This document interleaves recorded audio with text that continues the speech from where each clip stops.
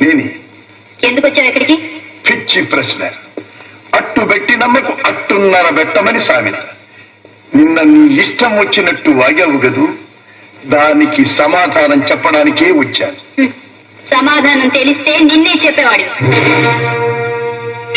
నిన్న నువ్వు మాట్లాడావు, నేను విన్నా. ఇప్పుడు నేను మాట్లాడతాను, నువ్వు వినాలి. ఏమన్నావు? నన్నేమన్నావు? అనాథుణ్ణే, దిక్కు మొక్కు లేని వాణ్ణే. ఆ అనాథలు దిక్కు మొక్కు లేని వాళ్ళు ఎక్కడి నుంచి వస్తారో నీకు తెలుసా?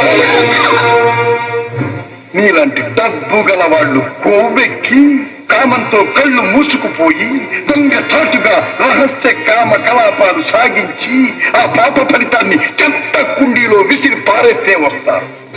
అటు చావలేక ఇటు బ్రతకలేక ఆ పాపమే వాళ్ళ పాలిటి శాపమై నీలాంటి సంస్కారుల దృష్టిలో వాళ్ళు అనాథలుగా గతి లేని వాళ్ళుగా కనిపిస్తారు.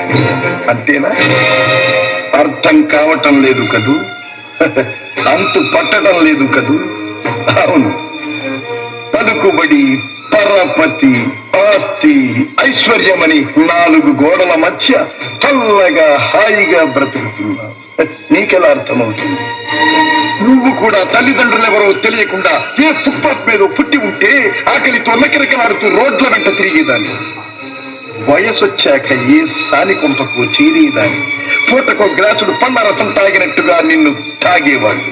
గంటకో విటులు నిన్ను పీల్చి పిప్పి చేసేవాళ్ళు. ఏ నిజాన్ని భరించలేకపోతున్నావా? ఇక్కడెవ్వరూ లేరు, మనిద్దరమే ఉన్నా. నిన్నేదైనా చేశానని, నువ్వు గర్భవతివయ్యావు, అప్పుడేం చేస్తావు? ఆత్మహత్య చేసుకుంటావా? నువ్వెందుకు చేసుకుంటావు? అద్దాల మేడలో హాయిగా చల్లగా కులికేదాన్ని. ఆ పాప ఫలితాన్ని 9 నెలలు మోసేదాన్ని. ఆ తరువాత 3వ కంటి వాడికి తెలియకుండా ఏ మురుకాలలో రోడ్డు మీద విసిరి పారేసేదాన్ని. అంతేనా? అప్పుడు దాని పేరేమిటో తెలుసా? అనాథ, అనామకుడు, గతి లేనివాడు. నేరం చేసినందుకు నన్ను లోకం నిందించదు, తప్పు చేసినందుకు నిన్ను సంఘం తరిమి కొట్టదు. కాని పుట్టిన ఆ నెత్తురు దీపానికి మాత్రం గతి లేని వాడని పేరు పెడుతుంది. రంకు బిడ్డ అని వేలెత్తి చూపుతుంది.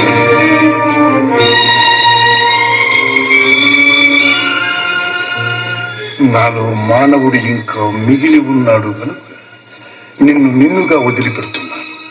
వెళ్ళు, వెళ్ళు.